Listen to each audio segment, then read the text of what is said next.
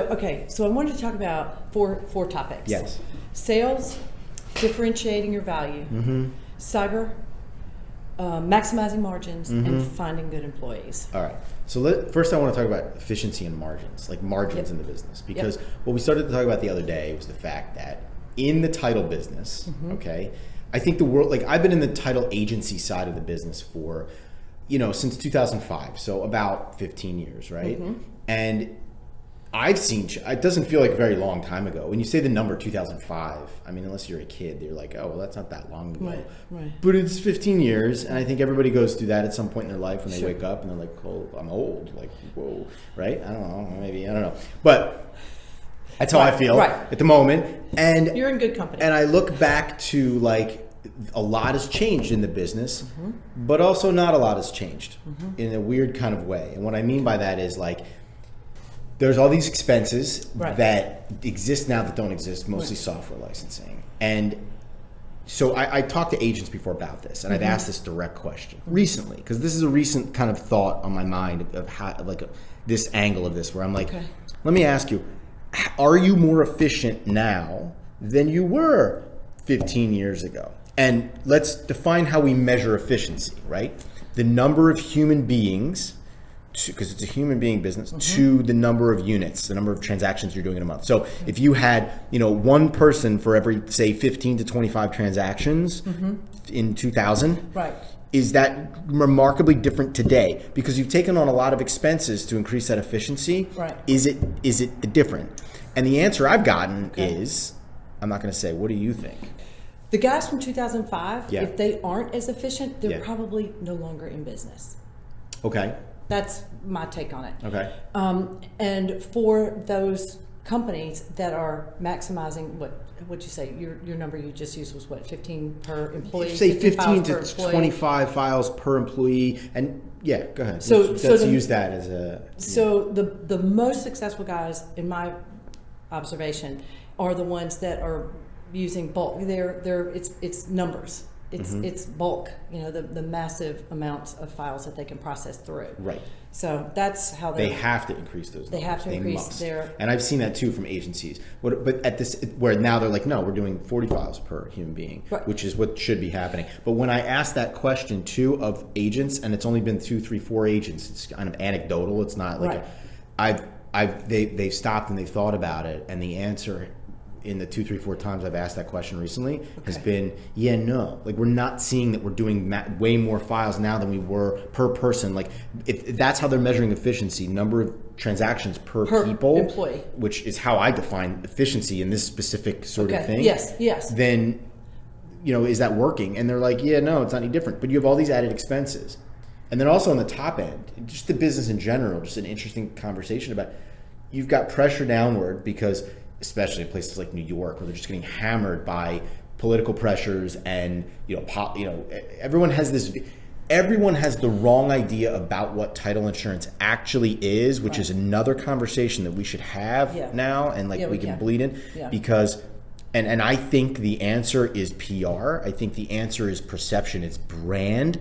And I think that title companies in general, the industry, is not doing a good job of expressing what they actually do, their value. And that comes, in my opinion, that point, we're kind of off topic a little bit, that point goes toward differentiating yourself in a marketing space through marketing, in my opinion, and PR, like you said. So but I think it's the message. Personally, I think what I observe is that, like, when you go to most title company, their copy, the website, whatever copy, whatever they put out into the world about what they are, whether it's an underwriter or an agency, kind of like all of them, and you read, look up some random title companies and go to their websites and read their about, or what is title insurance? What do we do?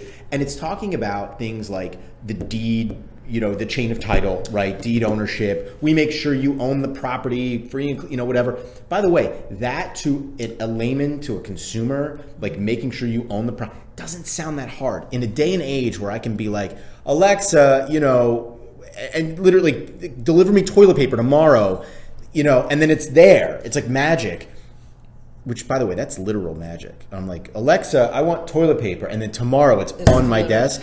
It's actual magic. We are in that Alexa society now. to your point about how does the public perceive title insurance, that's what we as an industry are going to be faced with. That's how our consumer is going to see us. 7 clicks to order a book through Amazon. Well, why isn't title insurance the same way? But what they see, and this is I don't think that PR can change it now. We can't put the toothpaste back in the tube. What people see at this point is the settlement, the closing, the process of the transaction. What they don't see is debts and liabilities against real estate. Right. They don't understand that. They don't see that. They don't even get that that's like really, and that's what a title company started. The purpose of it started as that. It sort of evolved into the managing the transaction, and now that's all people know it is. You can't put the toothpaste back in the tube. That's what it is now. So the nuts and bolts of managing the debts and liabilities against transaction is getting harder for other reasons that I can explain. I mean, the desire for a local municipality or city to want to create a new tax and attach to real estate to make sure they collect, and the desire, for laws and legislators to have the empathy of attorneys to attach things to real estate, is getting increasingly more and more. But I think that's our fault. I agree. We totally mess that up. The way I like to look, or I choose to look at this industry, we are a commodity service. Everybody is offering effectively the same thing. Same thing, the same end price. Result is the same. But there's still an underlying current of how much knowledge does that agent have about the laws that govern those debts and liabilities of the property that you're buying. But people have to care about that in order to say, I want you over you. And they kind of don't. Like, let's be honest. Consumers don't care about what title agents, they don't even, because they don't understand the value and why. But that's also, again, going back to my point about this being the Alexa society. That's not really their thing. They're entrusting us with that. But we, as an agency, should then turn and kind of, that would be our differentiator to the consumer. Because we've kind of commoditized ourselves with the everybody pays the same, it's a promulgated rate, that kind of thing. It's up to us to communicate that to the consumer of our knowledge. But the rub is, they don't really care. They don't care. They don't care. So we try and get their attention another way. Right. So, and it's through. And what you end up saying. in this weird business dynamic. It is. It's where a problem. Title agents are providing services that have nothing to do with what they actually do, like marketing services and things to realtors and whatever, right? Yeah.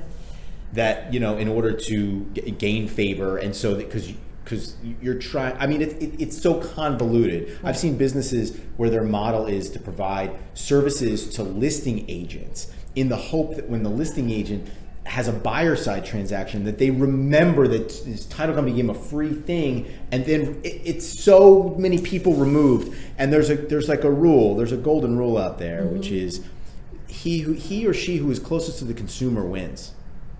That's it. The one closest to the consumer wins. Yeah. And the agency business is not, the title agency business is not close to the consumer. It's the guy behind the guy behind the guy. Behind the guy, right. And that's a really funky thing. And as an underwriter, we are the guy behind the guy behind the guy. Behind the guy. Behind the guy. Right, exactly. Right. So, but the way we see it, again, I'm putting my underwriter hat on, is we need to support, going to your point about the realtors, it's and supporting you as an agent. Or any other agency. It is up to us to support you as an entity, as a business, in the era of a squeezing margin. So back to what we were saying about efficiencies and maximizing margins, we try to provide counsel, let's say, on outsourcing certain things. Right. That rather than have an employee that's already hard to find, because our business is, we're facing the silver tsunami. Yeah. Then let's find ways to explain that silver tsunami. You said it, and I get it, but maybe people don't. It's so we call this the silver tsunami in title insurance. There is a demographic currently. I think the average age of a title agent is in the mid to late 50s, I've seen numbers that say 46. I've seen numbers that say 58. I don't know. Somewhere in between. But 46 sounds young to me. And, Agreed. But if you go to any of these underwriter seminars, or go to any agency seminar, just look around. We're no spring chickens. Yeah. It's not. There's not a lot of young people coming up in this business. Of course not. So how do we maximize? And this kind of plays into our discussion of finding good employees. Yeah. How do we find good employees that will come in and be efficient, help us with those maximum, it all plays into each other, help us maximize margins, that kind of stuff. So again, going back to our role as an underwriter, we try to find ways to outsource. Right. Let's say it's in policy typing. Policy typing isn't a high technology, it's not a technical role. Right. So outsource that. Let's find a means to outsource that. I think I think what you guys are doing and what we're doing, and I don't want to. This isn't a commercial. I want to have a real conversation. I understand. Yeah. But the truth is that I created products around what I see and it's happening in the industry and I believe in. I'm not just selling somebody's thing and I have to fit my shtick into it. Right. My shtick is my product. It worked the reverse way or the right way. And the same thing with you guys. That is I think that despite the fact that everything we said is a challenge of the title agency business and we're a commodity and people don't really value what's really happening, the debts and liabilities against real estate, the truth is that business will continue to be won on the streets. I think there's new ways that people will buy real estate, and now there's Open Door, and there's Open Door is a great example, but there's all kinds of different models out there, right, that are using Really and Hauser, that are using different ways to buy real estate, right? And many of them are more like automated kind of marketing and way people are buying real estate online. And I think that that's going to happen, but it's not going to happen 10, 15, 20, 25%, whatever percent of people are going to want to spend more time online, and people are going to spend more part of the transaction online. However, at the end of the day, I think it's a big enough, complicated enough transaction. There's still enough moving parts that people. I used to think this is where it's going. I've changed my mind on that. I think people will ultimately always want a human involved on some level. There will still be sales and trust involved.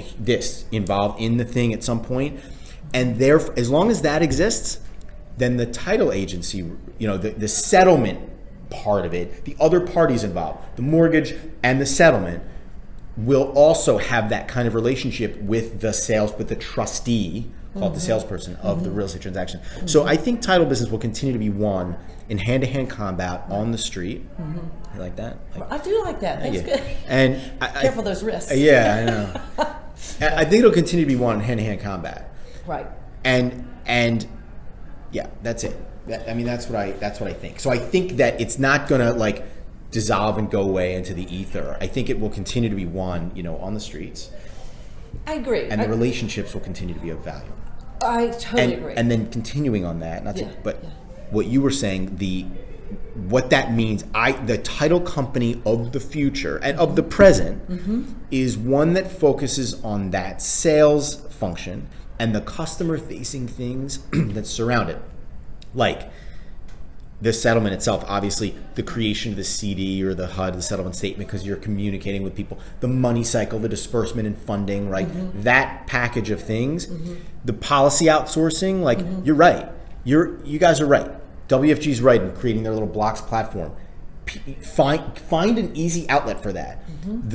And my thesis, and I'm not going to sit here and pitch it necessarily, but the fact that let me do it. Yeah. Well, no, that there's clear and curative is the black box. No, let me do that. Go ahead. Let me do that. So going back to how to maximize the employees that you do have. So let me make this point.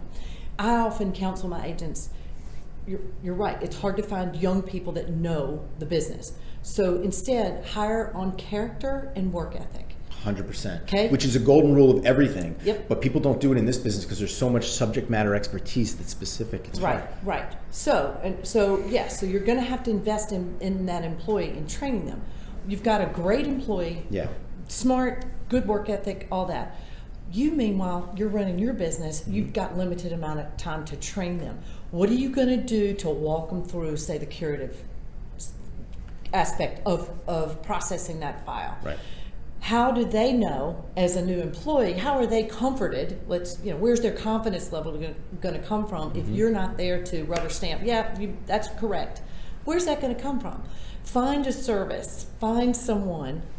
I hate to say it, I'm plugging you, but I think it's necessary. Find a title box that's going to walk that new employee through those steps that as an agency owner, they're not going to screw up. You don't have to sit over their shoulder every waking moment to make sure they're doing the right step to clear that file. It's the collective, and obviously we do more than that, including like the efficiency of people who do know what they're doing, but it's the collective brain trust. I said this the other day that like my grandmother made this amazing soup, right?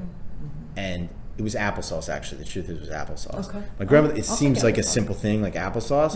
I don't know what happened there. She came up with some recipe over the years, like the fruit in there. It's delicious. It's outrageous. Like you've never had applesauce like this in your life. And, toward the end of her life, she was in her 90s. And this was my dad's mom. And my mom made a point to go and actually spend some time learning how to make the applesauce. Because she knew if she died, when she died, that's it. It's gone. And nobody's ever going to have it again. And so my mom made a point to learn how to make the applesauce. Now she makes the applesauce. My daughter eats the applesauce. She loves it. It still exists, right? Yeah. So you got to, if that recipe dies, but the curative stuff, like it lives in the brains of the humans that are doing the work, and the industry, every agency out there pretty much, like they're overly dependent on human beings who just know what they're doing. And there's really agency after agency, and even like direct operations, some big operations, people they hire good people that are experienced, and they go, here you go, here's your pen and your desk, and like here's some files, I'll see you. Go do it. And they just go. And also, by the way, you've got 10 people that are all doing things differently. Right. They might be experienced. I'm sure they know what they're doing. Right. But they're not doing it. They all think about it differently. That doesn't mean they're operating the most efficient process. Right. You're losing. Yeah. There's fat there that's getting. You know what I mean? If you're talking about efficiencies and processes, that's where, depending on the size of your organization, again, we would try and how many employees you have, let's look at cross-training those employees so that you build your process and everybody has the same way of doing things. Right. Because then if somebody's sick, somebody else jumps in and you know exactly what that job is. So obviously, you'd be surprised. It might come as a second nature to you, but other people don't see it that way. I know. And a business, like if you can't be that dependent on human beings for the lifeblood of your business. It's not really a business, it's a practice. It is, it's practice. It's interesting how all three of the sales, the margins, maximizing those margins and efficiencies, and finding employees all overlap. Yeah, of course. They really overlap, because here's one other aspect I wanted to point out to you. Your in-house employee that never goes outside of the office during regular office days to, let's say, solicit business, they still are your sales team. Yeah, of course. You'd be surprised at how many people don't realize that. Way. We have a fabulous lady in our office that is our administrative assistant, and she is she's like the grounding force for us. But she's the extension of our customer service and ultimately our sales force, because she's delivering what I'm promising. Customer facing. She's talking to people all even though she's on the phone. So Demeter, and that's the experience. That's the experience of whoever, whether it's buyers, sellers, agents, referrers of business. Their experience is the people they touch every day, not their salesperson. That's easy. Yep, customer service. So so you have to kind of think of your entire staff as an extension of your sales force. Right. And in some cases, you'd be surprised, they have the ability, based on the service that they deliver, to bring in new business or expand wallet share of existing clients. It's also really tough to do all of these things, to manage curative and have the skills and sort of personality type to know like the nerd stuff involved in how things attach to real estate and clearing judgments. And then you're talking about finding a package of an all one person. That's not practical. It's not practical. Well, again, going back to the greatest marketer mind of the world, it's Seth Godin, my man. It's how you make people feel. Agreed. In the end, it's how you make people feel. All that matters in the whole world, by the way. I've always said, that's everything in the whole world. People don't want a beach house and a Ferrari.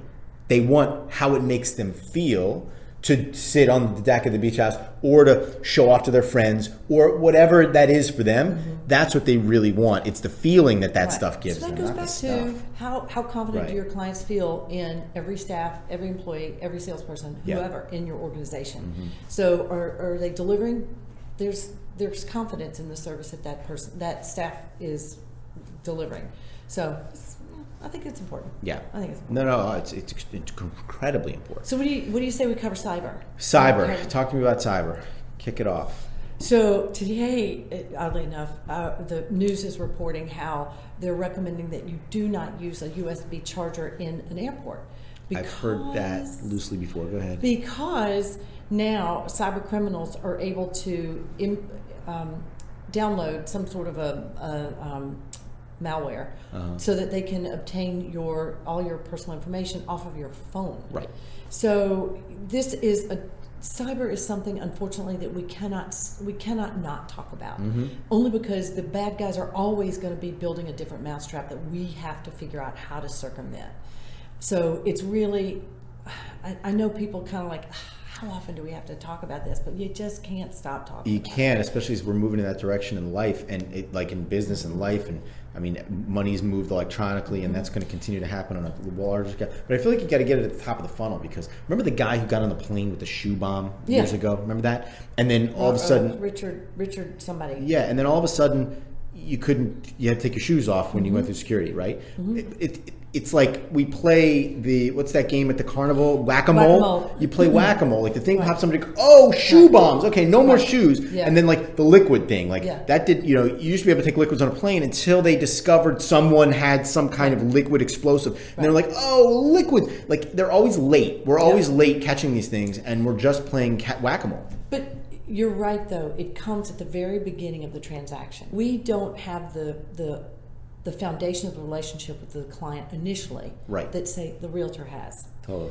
In my opinion, the realtor has the ability, that trusted advisor relationship, to say to a buyer up front, or a seller for that matter, up front, never respond to emailed wiring instructions. Doesn't matter. But realtors are salespeople. Are they educated enough? And you can pump it out there as much. In the nature of that business, that these salespeople are independent contractors. They are. I mean, for crying out loud, they're using Gmail and Yahoo accounts, and that's unregulated. They are. That is like the top of the funnel, right? That should be regulated. Realtors should not, in my opinion, realtors should not be allowed to use their Gmail or Yahoo, any account other than their broker's domain, because it can be managed security-wise. And that is the source. That is a huge leaky source of a lot of cyber fraud and email hacking sort of things. And it's not happening. Let's first talk about the fact that people are misguided and think that the title insurance policy will cover a breach like a email wire fraud. Do people think that? Like, do consumers assume that is the case? I do believe that some consumers do believe that a title insurance policy is going to cover that. Now, enhanced insurance policies, title policies, do cover some elements of that. Is that not true? But before the policy is issued, we're not covering anything. No, right. In the transfer of money before the actual transaction takes place. So first and foremost, let's get that established now. Yeah. So the conversation needs to be had up front. Yes, I get it. Realtors are they don't want to lose their contacts within their Gmail or Yahoo or whatever. In that case, enable two-step verification. That's what we would recommend at the very least. Do that. But more importantly is limit their own risk, because if we're not going to cover a wire fraud, you're not going to cover it. If it's deemed not your responsibility, your fault, you weren't the. By the way, there have been cases. Breach. There was a case that I know of, one in particular that I know of, where buyer wired the money to the title company. The title company sent them, change our wiring instructions, which was complete BS. They hacked into the realtor's Gmail. That's where I'm going. Sent it to the buyer. The buyer ended up sending it to a criminal. The money was gone. The title company was like, we didn't effectuate the transaction. We had nothing to do with that email. It had nothing to do with us. We just were sitting here doing our job, so we're not responsible. And they sued the realtor. That's where I'm going with this story. And won. Realtor was found liable. because for an odd percentage, like 83%, and the broker was too. Right. That's the realtor and the broker, and Yeah. that's what we're trying to encourage realtors to understand is protect yourself first and foremost. All right, 2-step verification for your email if you insist on using Gmail, Yahoo, or some non-company domain, and have the conversation up front with your client. Tell them do not respond to any emailed wiring instructions, period. If you receive any emailed wiring instructions, stop, pick up the phone, call the number that you were given initially, not necessarily the number that's in that email. That you know to be the actual number. Yes, exactly. So that protect themselves, because more and more consumers are going to get smart. They're going to go after the realtor if it is found that the realtor was the weak link in the chain. Yeah, of course. Somebody has to be held accountable when a consumer's going to lose their life savings or the equity in their house. I think in that case, they lost their life savings. So WFG had a client in out west. This is the video that you guys saw. This is the Aaron Cole story. Yeah. And we know there's not been a consumer face on cyber fraud until Aaron Cole had his mishap. In his situation, it was his email that got hacked. Right. And he acted upon the buyer. The buyer. Right. His. So no one else's fault here. No, I mean, not the fault of the title service company or the providers, realtor. people like title. Right. Yes. It's a really good video that I recommend everyone look up. Yeah. Because it's a moving story, but there's a happy ending. Right. But in the end, Aaron himself says, don't do it. Don't just scroll through. Take a minute, stop and read at the bottom of all of our signatures is the beware of wire fraud, which is don't act on an emailed wiring instruction, pick up the phone and call. I think everyone in life has to be sort of at least basically educated on the fact that like this is the world we live in now. And if you're going to use Venmo and you're going to wire money and you're going to do these things, like, look, this is more evidence than ever before that, like, if you want to understand how to win in business, like, convenience wins. Period. End of story. Yep. Privacy. People don't care about privacy, and they don't care about security. Yeah. If they did, they would act differently, right? They say things, but the behavior is completely different. I say I care about privacy, I care about security, but like I like going like this and like paying my bills, like on my phone. Like one of my first businesses, I owned an ATM company. We owned ATM machines in the late 90s, right? And so and then at that time there was this little explosive sort of movement of anger. And in California, for a minute, they passed a law and they said ATM companies can't charge fees for the service of going to the ATM and getting your cash. And everyone's like, oh, it's the end of the ATM machine. I'm like, no, it's not. It's preposterous. First of all, it was a ridiculous case and it was repealed in like a week or two. Right. Because no one took away the ability to go to the teller and wait in line and get your money out for free. Like they didn't remove that as an option. That continues to be an option. This is just, we're offering you an added convenience if you choose to use it, and it's coming at an expense. Right. And someone is going to make a profit on that. Right. And so if you don't want to pay, then don't use it. Then do what you did before and go to the teller and wait in line at 3 o'clock. But people chose that. Right. And then people chose the phone. And so people are always going to choose convenience. So to my point, realtors are our partners in this business. Yep. And we should partner with them to help educate them.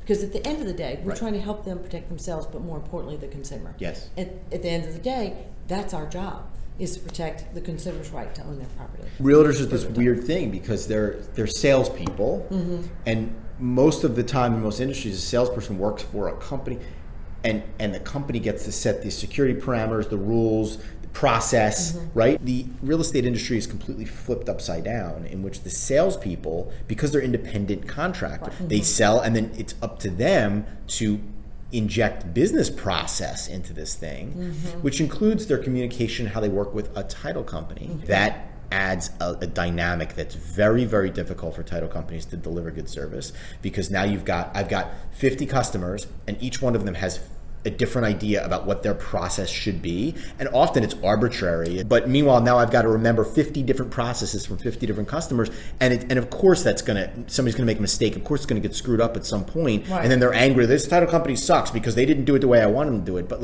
so it makes it very, very hard. There's like artificial, hurdles for title companies to get over to please these independent salespeople. I wish I had an answer for you too on that one. Yeah, I don't. It's tough. Other than the law of numbers dictates the 80-20. Yep. So as a title agency, there's the larger producers are going to most likely have those processes involved or established, not involved. If it were me, I would concentrate on servicing those processes first, and maybe the guy who's not doing that volume of business, maybe encourage them, again, thinking as you're the I'd go a step further than saying encourage. And help them develop processes similar that fit into not only your big top producers' processes, but fit into yours, so that you're helping them play up. I'd go a step further than even encourage. And as I'm thinking about this,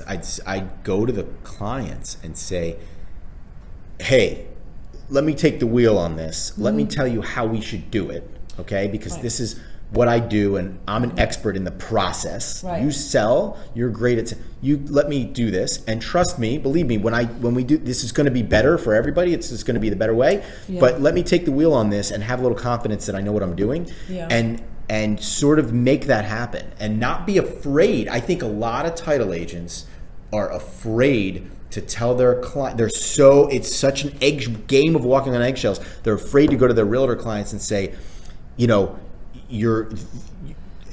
arbitrary. Your experience is arbitrary because you're creating process rules that are very hard to satisfy. But the problem with that, Matt, is that it's hard to tell people how to do their business. For sure. It's hard. So you want to, if it were me, again, I would present it in a manner of you're working together. You'd be nicer about it. I would be nicer about it. I would. I would be, because you have the experience of working with other top producers. Yeah. You bring that to the table to help. And I'm assuming, it's hard to tell anybody who's been in a business 20 years, I'm demanding you to change your process. No, not demand. I don't mean demand. But okay, that's a strong word. Yeah, but let's change this. It changes hard. Sure, no, that's really hard. The approach is everything's. It's all about approach, because at the end, it doesn't matter. We're all working toward the same common goal. We want to, but we all want to get there as quickly and as efficiently as possible. And you know what? Just as we in the title business are getting squeezed on our margins, I'm thinking and seeing realtors are getting the same pressure. They're getting the same squeeze on, it's costing them more. Think about it. Now they have to pay a videographer to do the drone videos and video the property. They're paying more to staging. There's a lot more input costs for them. There's flat fee listing services that are actually working. There's open doors. Yes. There's all that stuff. So think about it. Yeah. We are both in the same squeeze mode of squeezing our margins. We both have to work even more collaboratively to get the job done as efficiently as possible. So I would suggest bringing that message to a realtor rather than, let me change your way of doing things because I know better. It's all in the approach. Yeah.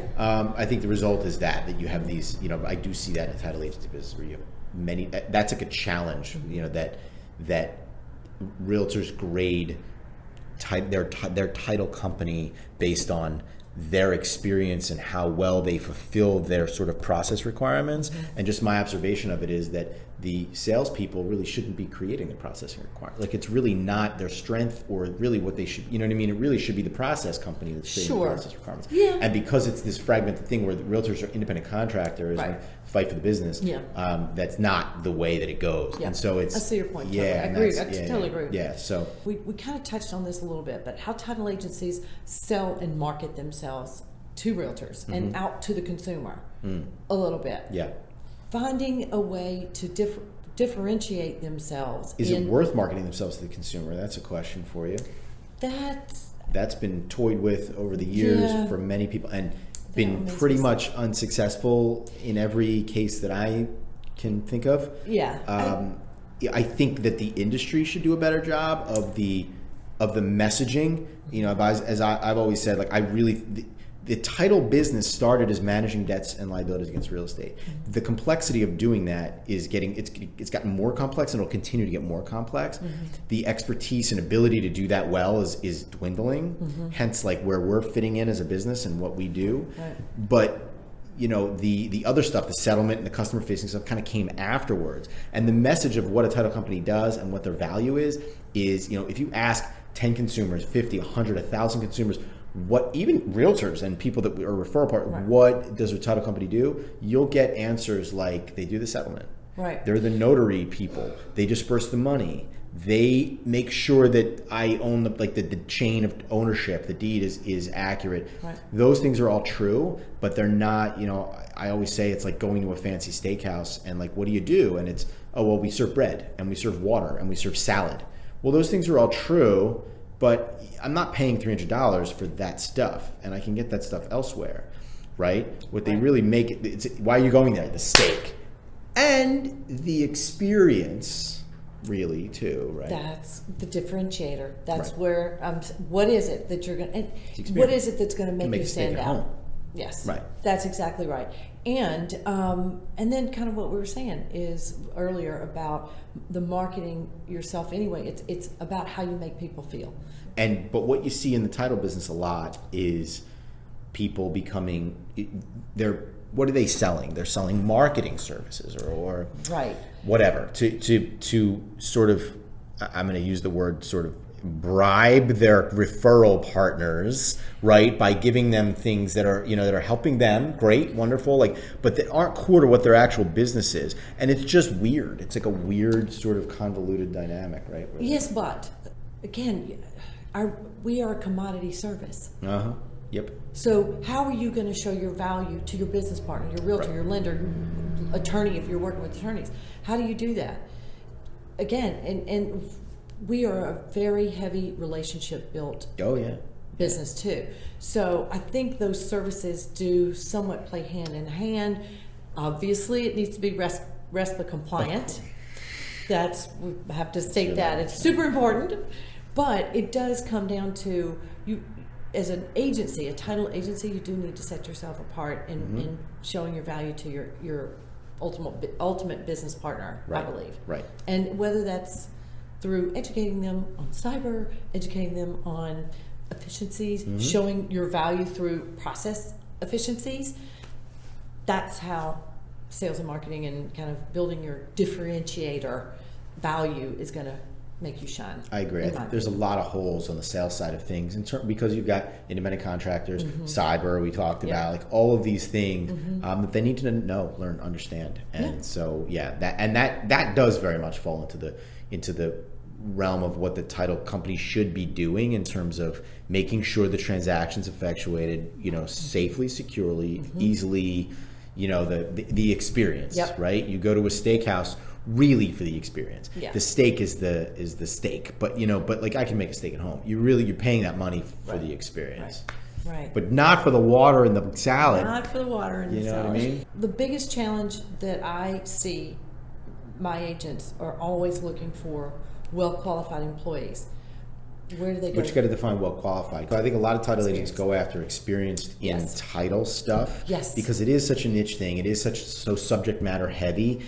And that's good and bad. I think one thing, you get this, all the pool of all the people. And then you go, okay, who's experienced in title?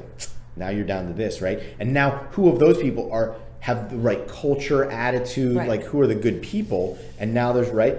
So that's getting hard. I mean, most businesses, if they're doing it right, who of the pool of people are the right fit in terms of culture and attitude and personality. And then you can teach somebody how to sell your widget. But it's a lot harder in this business, in the title insurance industry, to teach someone that widget. The title company of the present, of the future, is a customer-facing organization. If you focus on that stuff, and there hasn't been to date a way, but now there's a way, right? Like humble brag, that to manage the clearing curative services, the clearing curative part of title outside of your core group, your employees, then your employees can focus on the customer facing stuff.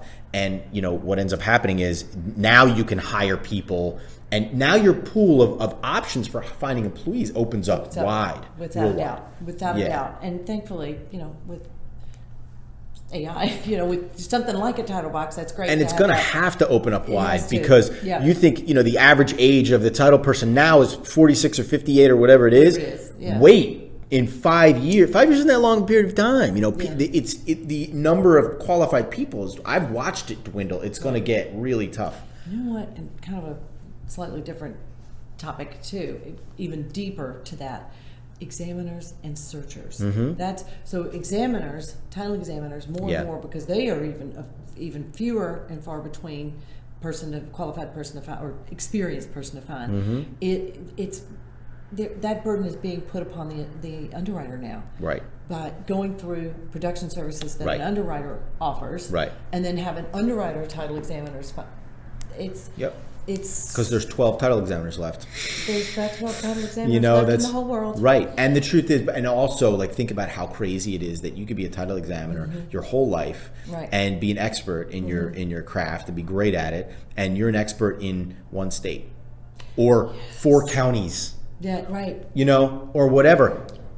Or sometimes in one county. I mean, that's how sort of niche it is, how hyper local it is, you know, and that is, it makes it way more hard and scarce. So, so what do you do? I mean, and it's not like we have, there's no university of title examiners. No, right. And it's not coming. Like that, and it's not coming. So, you know, and I sat, and this was, you know, sort of pre-title box. And so what do you do? I mean, my answer, of course, is title box. Yeah, right.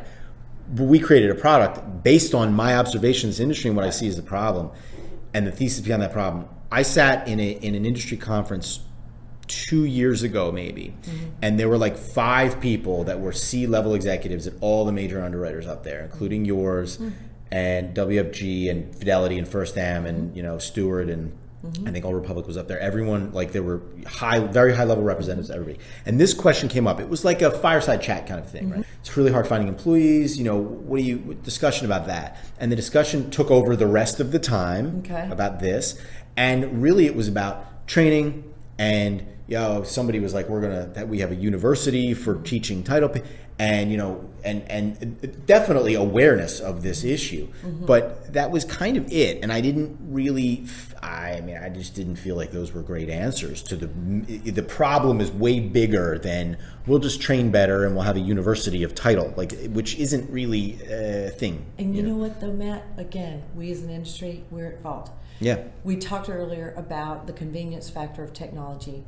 Well, when it comes to our CE credits, so we get licensed that gives us the permission to go out and sell. Right. Doesn't mean we have the knowledge, but we have the continuing education to be able to make sure our skills are getting up to par and that we're up to the times. But then you introduce the convenience factor of technology, and now we can take our CE credits online, which is great. It's convenient. But how much are we retaining? The CE credit thing is, you get experience through doing. I mean, for crying out loud, I'm licensed. When I get my CE credits, I forget about it. Then 2 days before the date, I go online and I click yeah. And by the way, like half of them are on property and casualty insurance. Some of these doesn't even apply, but it applies for my CEs. So it's used. It's a tax. Honestly, it's a fee generating system for the state. But we're okay, and I'm totally layering this with something else. Yeah. We've already established that the margins in our business are tough to kind of maximize. Yeah. So you and I are now suggesting greater requirements for our employees and training, and therefore for certification, or at least I'm the one suggesting it.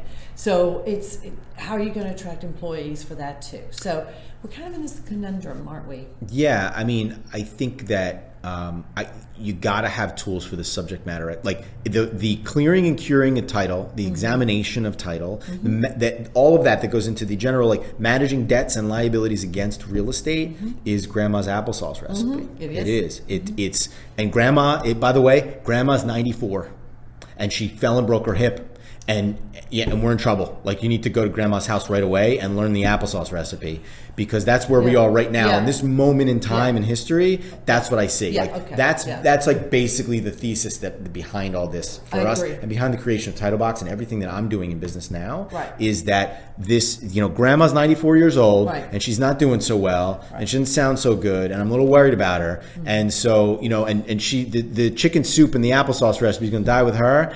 And, we better figure figure it out fast, because she might have another couple years, but like she might not, you know. Right. And by the way, even if she does have another couple years, like it's only a couple of years, you know, she doesn't have 25 more years. That we're pretty sure of. Yeah. So we've taken grandma's recipe and put it, you know, and now we're and it's got fantastic. and we're building it. It's growing, and you know, the collective intelligence of everybody in title, you know. So there's our having answer. the knowledge. Well, that's my answer anyway, and I it's, think it's the industry answer. It is. Yeah. It's a great answer, because it is easing us into learning the process, kind of giving us, as I mentioned earlier, the confidence to know to a new employee, yeah, I'm doing this right, and it's. And more than just that, that's almost an aside too. It's also the convenience of, the truth is that when you're clearing title, when you're examining, 80+% of what you're doing is administrative in nature. Look up the phone number for the call the thing, scan the thing, fax the thing, get the thing, emails, responding to. That's all administrative stuff. And if you could split that away from the decision making that you should be doing, because you've been doing this for 20 years and you know what you're doing and you understand how to look at a risk and make a decision, and that's what you're paid for. So that's what you should be doing. If you could split away the administrative style work away from that, you should be, and you should pay somebody less money to do the administrative style work, or automate that, or put that on the side. But you can't, because it's so intertwined with the work. You can't. It's not practical to split that away. We're splitting that away and making that more practical, so that people could spend more of their time and increase the percentage of their day where they're making decisions, and not just and not doing administrative work. Looking up the information, faxing the thing, you know, merging the forms so I can call the, you know, some department in some county. Or better still is knowing that if they're, let's say in Pennsylvania, there's an estate in that chain of title, do you know what to do? And do you know where to go to get that? And here it is. And even if you do know where to go and what to do, it's at your fingertips. It's not, you know, it's like order the estate docs. You know, not, oh, well, I know what to do, but let me get my notebook out. And where's that number? I got to go find Google something. You know, that's the administrative stuff that you either know what you're doing and admire to that, and it's weighing you down. And that's why you're only doing 25 transactions a month and not 45 or 150. With the same number of employees. Correct. So, and that's what I mean, like as an individual employee.